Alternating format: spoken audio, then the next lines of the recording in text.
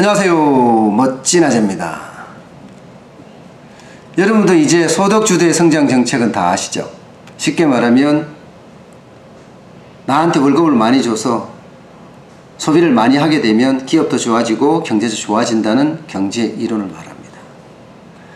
문재인 정부가 지난 1년 3개월 동안 아주 가열차게 추진해 온 경제 정책이기도 합니다. 여러분도 다 아시다시피 최저임금 인상이라든가 근로시간 단축이 대표적인 정책이었습니다. 그런데 그 결과는 어떻게 됐죠? 일자리나 소득 모두를 잃었습니다. 지난 6월 설비 투자를 보면요, 18년 만에 최악의 수준으로 떨어졌고요. 7월의 취업자 증가 수는 고작 5,000명이었습니다. 2분기 하위 20%의 소득도 7.6%나 감소를 했어요. 또 주거비는 어떻습니까? 부동산 폭등이잖아요. 폭등. 지금 부동산은 규제할 수가 없을 정도로 오르고 있습니다. 그런데도 청와대나 정부나 여당의 인식은 완전히 다릅니다. 소득주도의 성장 정책의 초입에도 아직 안 들어갔다 이거예요. 더 가열차게 추진해야 한다는 겁니다.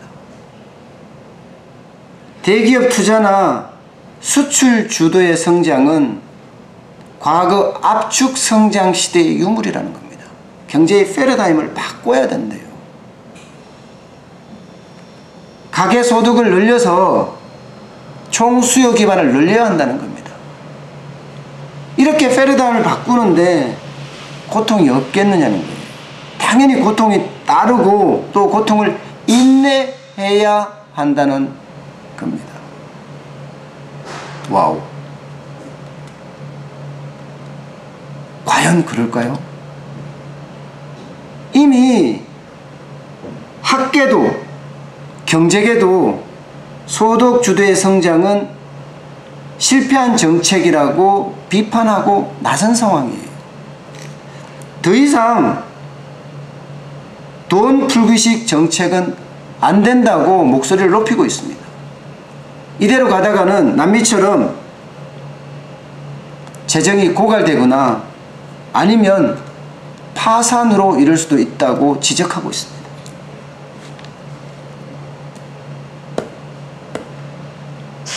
그런데도 초입이라. 참 걱정이 태산이네요. 지금 우리 경제를 버티고 있는 것은요, 수출입니다. 수출만이 겨우겨우 버티고 그 힘을 유지해 가고 있습니다. 성장의 힘을 말합니다. 그런데 이게 불안해요. 최저임금이 2년 동안 29.5%나 올랐습니다. 근로시간이 68시간에서 52시간으로 단축됐습니다. 그에 따르는 기업의 부담, 비용 부담은 크게 증가했습니다. 그러면 이렇게 크게 증가하는 비용 부담을 어떻게 상쇄를 할 수 있을까요? 제품의 가격을 올리는 수밖에 없어요. 그럼 어떻게 되죠? 수출 경쟁력 중에 핵심인 가격 경쟁력을 놓칠 수가 있습니다. 아직 대한민국은 선진국이 아닙니다. 그야말로 중진국에서 성진국으로 올라가느냐 마느냐 하는 그 기로에 서 있습니다. 때문에 세계인들이 인식하는 대한민국의 제품은요, 값싼 제품도 아니고 그렇다고 고품질의 제품도 아닙니다. 아주 중간에 있어요.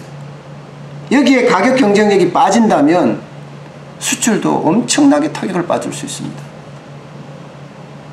게다가 중국과 미국의 무역 전쟁은요, 갈수록 심화되고 있습니다.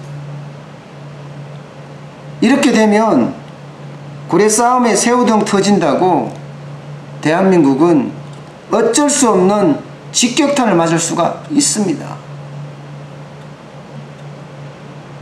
그럼 믿고 있었던 수출마저도 붕괴될 수 있다니까요. 과연 그때 어떻게 총수요를 늘리죠? 계속 돈을 나눠주면 나눠주는 만큼 더 걷어가는 것은 많을 거고, 그러면 과잉복지로 갈 수도 있습니다. 여러분들 아시잖아요. 베네수엘라 어떻게 됐습니까?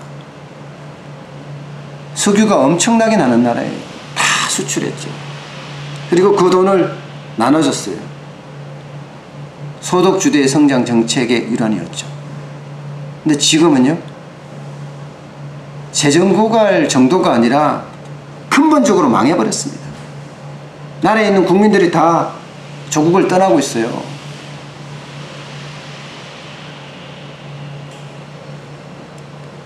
현장에 기업들의, 자영업자, 소상공인들의 그 실상을 정확하게 파악할 필요가 있습니다. 검증도 되지 않는 정책을 가지고 무리하게 밀어붙이기보다는요, 주변의 말을 귀담아 들으면서 함께 동반 성장하는 것도 생각해 봐야 합니다.